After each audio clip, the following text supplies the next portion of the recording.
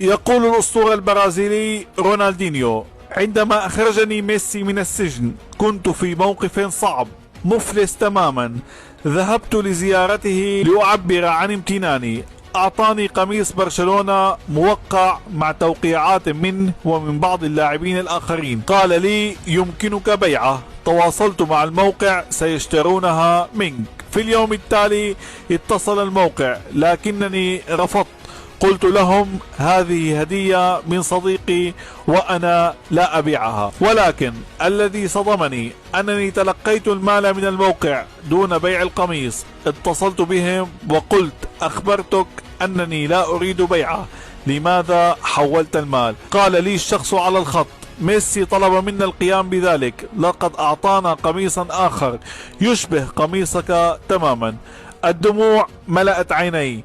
لن أنسى أبدا ما فعله لأجلي، خاصة بعد أن خانني الكثيرون.